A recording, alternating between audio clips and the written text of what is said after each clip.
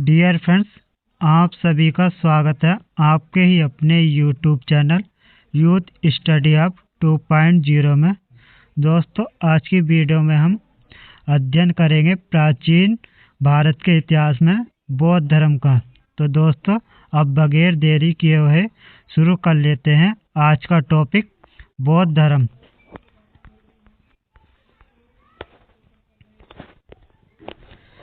दोस्तों, बौद्ध धर्म के संस्थापक गौतम बुद्ध हैं, जिन्हें एशिया का ज्योतिपुंज यानी लाइट ऑफ एशिया कहा जाता है। दोस्तों, गौतम बुद्ध का जन्म 563 ईस्वी पूर्व कपिलावस्तु, जो कि वर्तमान में नेपाल के लुम्बिनी नामक स्थान पर हुआ था। दोस्तों, गौतम बुद्ध के पिता का नाम सिद्धोधन था और इनकी माता का नाम महामाया, और इनका वंश जो था वह वंश था शाक्य। दोस्तों, ध्यान रखिएगा, गौतम बुद्ध के पिता का नाम सिद्धोधन था और इनकी माता का नाम महामाया, और इनका वंश जो था वह वंश था शाक्य। दोस्तों, इनके जन्म के 7वें दिन इनकी माता महामाया का निधन हो गया था, और इनका जो पालन पोषण किया था इनकी सौतेली माँ गौतमी प्रजापति ने किया था। दोस्तों, ध्यान रखिएगा, जब इनकी माता का निधन हो गया था 7वें दिन, तो इनकी माता जो थी सौतेली माँ प्रजापति गौतमी ने ही इनका पालन पोषण किया था। दोस्तों, गौतम बुद्ध के बचपन का नाम जो था वह सिद्धार्थ था। ध्यान रखिएगा कि गौतम बुद्ध के बचपन का नाम क्या था, सिद्धार्थ था। दोस्तों, सिद्धार्थ के जन्म के उपरांत इनके 32 महापुरुष लक्षणों को देखकर इनके असीत मुनि ने इन्हें बोधित्व की भविष्यवाणी की थी।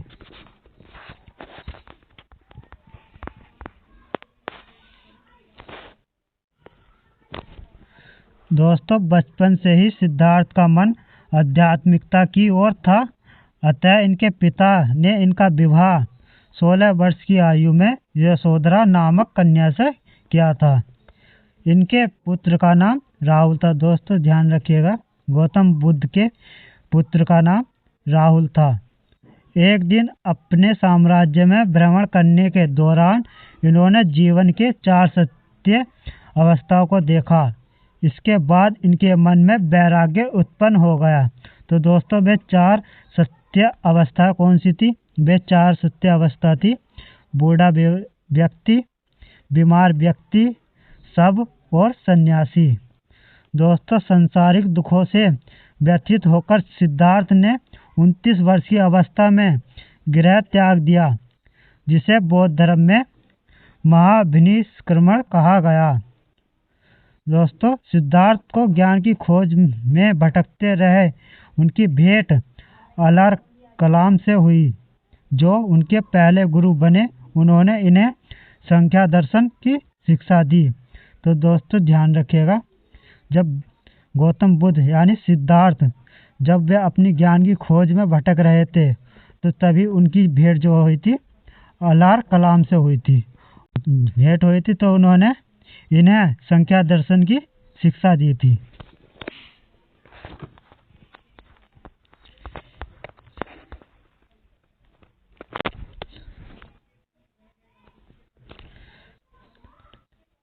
दोस्तों, कठिन तपस्या के बाद 35 वर्ष की आयु में बैसाखी पूर्णिमा की रात निरंजन नदी के किनारे पीपल वृक्ष, जिसे बोधि वृक्ष के नीचे सिद्धार्थ को ज्ञान की प्राप्ति हुई थी।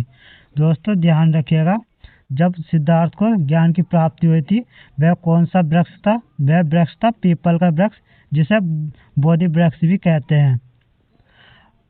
अगला पॉइंट है, ज्ञान प्राप्ति के बाद सिद्धार्थ बुद्ध के नाम से जाने गए। दोस्तों, ध्यान रखिएगा, ज्ञान प्राप्ति के बाद सिद्धार्थ बुद्ध के नाम से जाने गए और वह स्थान बोधगया बिहार कहलाया। दोस्तों, ध्यान रखिएगा, जहाँ पर इन्हें ज्ञान की प्राप्ति हुई थी तो वह स्थान क्या कहलाया था? वह स्थान कहलाया था बोधगया। अगला पॉइंट है, बुद्ध ने अपना प्रथम उपदेश सारनाथ यानी कि वाराणसी में दिया। जिसे बौद्ध ग्रंथ में धर्मचक्र परिवर्तन कहा गया। और इनकी भाषा जो थी दोस्तों, ध्यान रखिएगा, गौतम बुद्ध की जो भाषा थी वह थी पाली। और यह पॉइंट भी ध्यान रखिएगा। जब इन्होंने अपना पहला उपदेश जो दिया था वह कहाँ दिया था गौतम बुद्ध ने, यहाँ से क्वेश्चन जरूर बनता है दोस्तों। ये पॉइंट काफ़ी मेन है, तो इसे ध्यान रखिएगा। जब इन्होंने अपना पहला उपदेश दिया था वह दिया था सारनाथ में। दोस्तों देखते हैं गौतम बुद्ध निधन। 80 वर्ष की अवस्था में 483 ईसा पूर्व कुशीनगर उत्तर प्रदेश में बुद्ध का निधन हुआ, जिसे बौद्ध धर्म में महापरिनिर्वाण कहा गया। दोस्तों ध्यान रखिएगा, बुद्ध के निधन को ही बौद्ध धर्म में महापरिनिर्वाण कहा गया। निधन के पश्चात बुद्ध के अस्थियों के अवशेषों को भारत के 8 जगहों पर स्थापित कर स्तूपों का निर्माण कराया गया, जिसमें सांची स्तूप जो कि मध्य प्रदेश में पड़ता है, सम्राट अशोक द्वारा निर्मित सबसे बड़ा स्तूप है। दोस्तों अब देखते हैं बौद्ध सभाएं, जो बौद्ध सभाएं हुई थी। दोस्तों प्रथम बौद्ध संगति 483 ईसा पूर्व में, और कौन से स्थान पर हुई थी? राजगृह में। और उसके अध्यक्ष कौन थे? महाकश्यप। और शासन किसके शासनकाल में हुई थी? यह हुई थी अजातशत्रु के शासनकाल में प्रथम बौद्ध संगति। और दूसरे बौद्ध संगति जो हुई थी वो हुई थी 383 ईसा पूर्व में। और कौन से स्थान में हुई थी? यह हुई थी वैशाली स्थान पर। और इसके अध्यक्ष कौन थे? साबाकामी थे इसके अध्यक्ष द्वितीय बौद्ध संगति के। और किसके शासन काल में हुई थी द्वितीय बौद्ध संगति? यह हुई थी कालाशोक के शासन काल में। अब देखते हैं तीसरी बौद्ध संगति। दोस्तों तीसरी बौद्ध संगति जो हुई थी वह हुई थी 255 ईसा पूर्व में। यह हुई थी पाटलिपुत्र स्थान पर। और उस समय उसके अध्यक्ष थे मोगल लिपुत तिस्सम। और किसके शासन काल में हुई थी? यह हुई थी अशोक के शासन काल में। चतुर्थ बौद्ध संगति की प्रथम कुंडलवन वसुमित्र। और इसके जो किसके शासन काल में हुई थी? यह हुई थी कनिष्क के।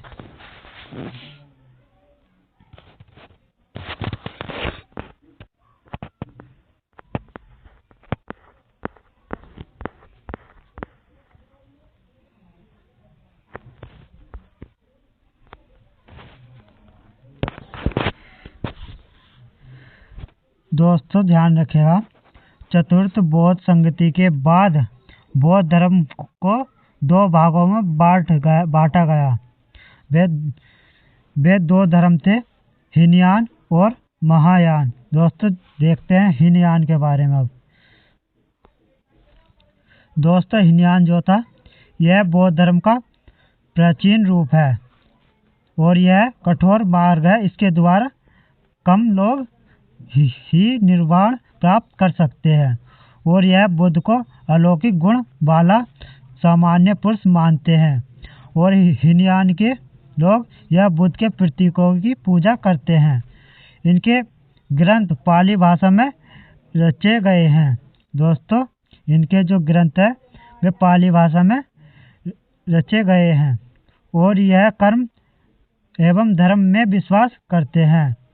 इसका प्रचार प्रसार लंका, बर्मा, थाईलैंड, कंबोडिया आदि देशों में हुआ हीनयान धर्म का। दोस्तों अब जान लेते हैं महायान धर्म के बारे में।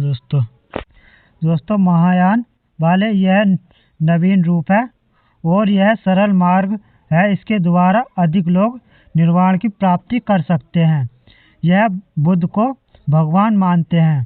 दोस्तों बुद्ध को भगवान मानते थे महायान वाले। दोस्तों महायान वाले यह बुद्ध की मूर्ति की पूजा करते हैं। इनके ग्रंथ संस्कृत भाषा में रचे गए हैं। दोस्तों ध्यान रखिएगा, महायान वालों के जो ग्रंथ वे संस्कृत भाषा में रचे गए हैं और जो हीनयान वाले थे उनको वे पाली भाषा में रचे गए हैं।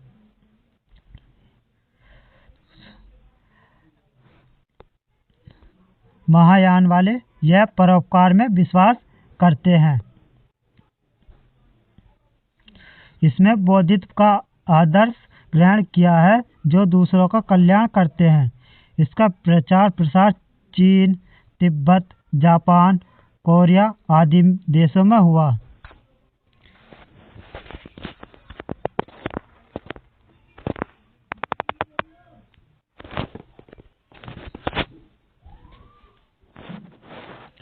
दोस्तों अब देखते हैं बौद्ध साहित्य। दोस्तों बौद्ध साहित्य में पहला है विनय पिटक, दूसरा सूत पिटक और तीसरा है अधिधम्म। दोस्तों जानते हैं विनय पिटक के बारे में। दोस्तों विनय पिटक इसमें भिक्षुक एवं भिक्षुणियों के आचरण संबंधित नियम है और सूत पिटक में इसमें बौद्ध धर्म के उपदेश संकलित हैं और अधिधम्म में इसमें बौद्ध धर्म की दार्शनिक संख्या दी गई है। इसका महत्वपूर्ण भाग कथा वस्तु है।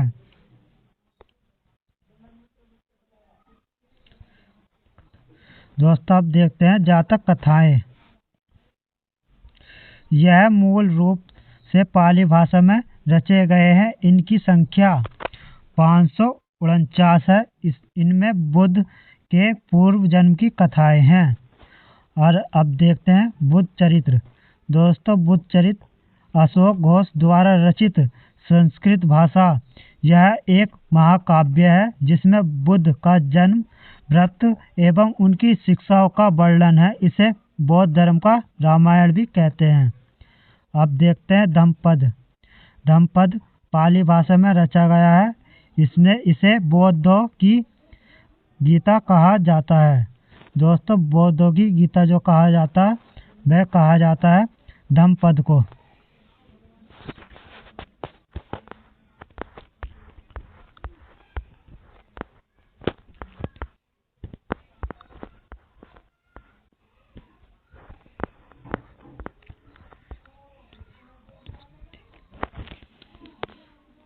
दोस्तों अब देख लेते हैं इसके लास्ट में इसके कुछ अभ्यास प्रश्न।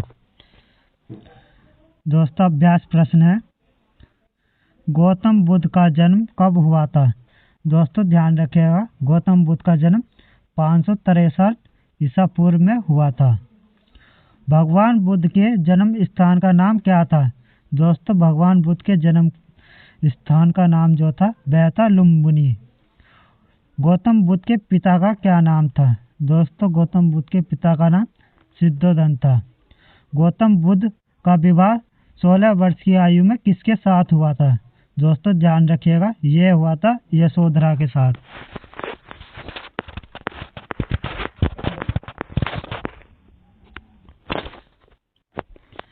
अगला प्रश्न है गौतम बुद्ध के पुत्र का क्या नाम था। दोस्तों गौतम बुद्ध के पुत्र का नाम राहुल था। अगला प्रश्न है सिद्धार्थ बुद्ध को ज्ञान प्राप्ति कहाँ हुई थी। दोस्तों ध्यान रखिएगा सिद्धार्थ बुद्ध को जो ज्ञान की प्राप्ति हुई थी वो हुई थी बोध गया जो कि है बिहार में। अगला प्रश्न है गौतम बुद्ध की मृत्यु कब हुई थी। दोस्तों गौतम बुद्ध की मृत्यु हुई थी 483 ईसा पूर्व में। अगला प्रश्न है गौतम बुद्ध का बचपन का नाम क्या था। दोस्तों ध्यान रखिएगा गौतम बुद्ध के बचपन का नाम सिद्धार्थ था। अगला प्रश्न है सिद्धार्थ ने कितने वर्ष की आयु में गृह त्याग दिया था। दोस्तों ध्यान रखिएगा सिद्धार्थ ने जो गृह त्याग किया था वह किया था 29 वर्ष की आयु में।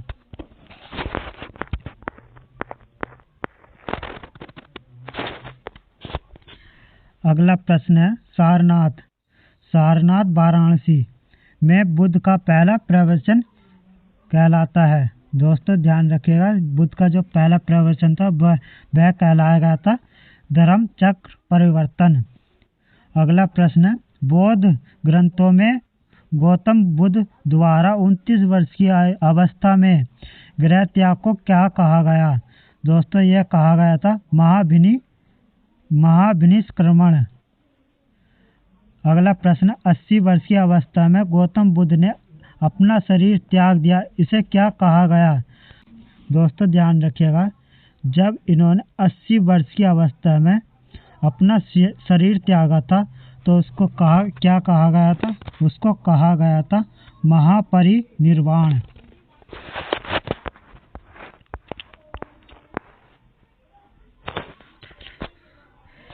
दोस्तों अगला प्रश्न है, महात्मा बुद्ध ने किस स्थान पर शरीर का त्याग किया था? तो दोस्तों ये क्या था? कुशीनगर, जो कि उत्तर प्रदेश। गौतम बुद्ध के प्रथम गुरु कौन थे? दोस्तों गौतम बुद्ध के प्रथम गुरु थे अलार कलाम। अगला प्रश्न, बौद्ध धर्म की महायान शाखा को औपचारिक रूप से किस शासनकाल में प्रकट हुई थी? दोस्तों ये हुई थी कनिष्क के शासनकाल में।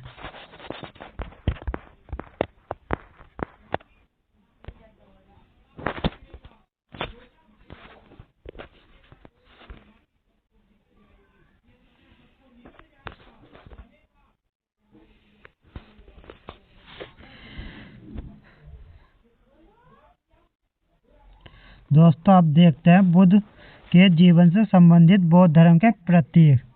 तो दोस्तों इनके जन्म से प्रतीक था कमल एवं सांड, और गृह त्याग का प्रतीक था घोड़ा, और ज्ञान का प्रतीक था पीपल बोधि वृक्ष, और निर्वाण का प्रतीक था पद चिन्ह, और मृत्यु का था स्तूप।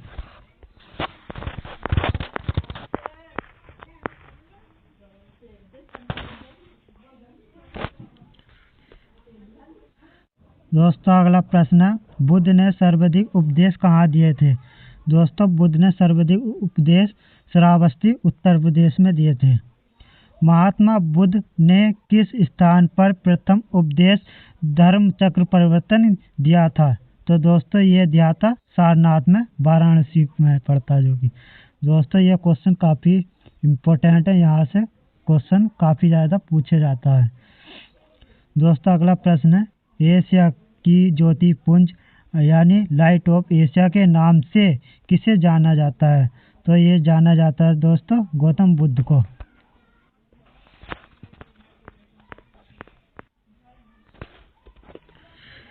दोस्तों अगला प्रश्न है, बौद्ध धर्म में त्रिरत्न क्या दर्शाता है? दोस्तों बौद्ध धर्म में त्रिरत्न जो दर्शाता था वह दर्शाता था बुद्ध को, धम्म को और संघ को। अगला प्रश्न है, बुद्ध के जीवन पर किन 4 दृश्यों का अत्यधिक प्रभाव पड़ा? तो दोस्तों वे 4 दृश्य थे, बूढ़ा व्यक्ति, बीमार व्यक्ति, शव और सन्यासी।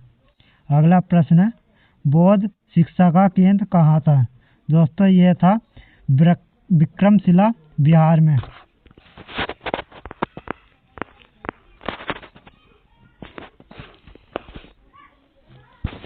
दोस्तों अगला प्रश्न है, प्रथम शताब्दी ईस्वी में किस भारतीय बौद्ध भिक्षुक को बौद्ध चीन प्रचार प्रसार करने के लिए भेजा गया? तो दोस्तों ये भेजा गया था नागार्जुन। बुद्ध के निधन के पश्चात प्रथम बौद्ध समिति के अध्यक्षता किसने की? तो दोस्तों ये की थी महाकाश्यप ने। गौतम बुद्ध को कितने वर्ष की कठोर तपस्या के बाद ज्ञान की प्राप्ति हुई थी? दोस्तों इनको ज्ञान की प्राप्ति हुई थी 6 वर्ष के बाद।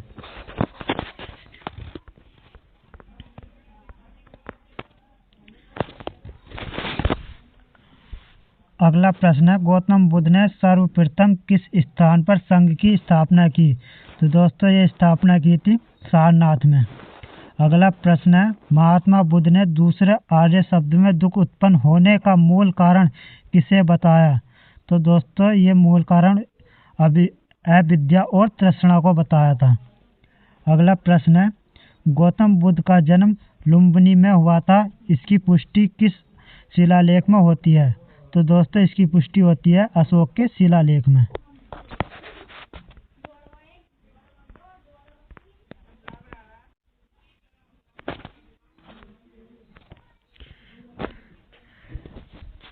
अगला प्रश्न है, बौद्ध संघ में प्रवेश करने वाली प्रथम महिला कौन थी? तो प्रथम महिला वे थी महाप्रजापति गौतमी। अगला प्रश्न है, महात्मा बुद्ध ने दूसरा आर्य शब्द में दुख उत्पन्न होने का मूल कारण किसे बताया? तो वह बताया था अविद्या और तृष्णा को। अगला प्रश्न है, गौतम बुद्ध के जीवन वृत्तांत किसमें मिलता है? तो दोस्तों ये मिलता है बुद्ध चरित्र में।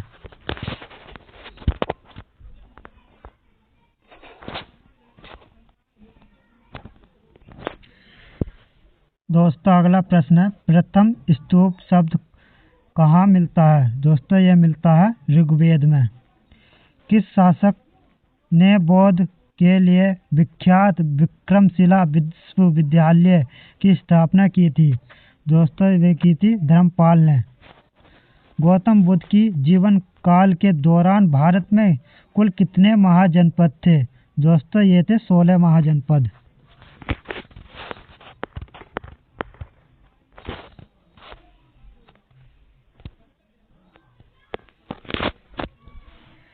अगला प्रश्न है, गौतम बुद्ध को किस नदी के किनारे ज्ञान की प्राप्ति हुई? दोस्तों इनको ज्ञान की प्राप्ति जो हुई थी वह हुई थी निरंजना नदी के किनारे, जो कि बोध गया में है। अगला प्रश्न है, चीनी भाषा में बोध गया का अनुवाद सर्वप्रथम किसने किया था? तो दोस्तों ये किया था कश्यप मातंग ने। अगला प्रश्न है, पौधों की रामायण के नाम से प्रसिद्ध बुद्ध चरित्र की रचनाकार कौन है? तो दोस्तों ये है अश्वघोष।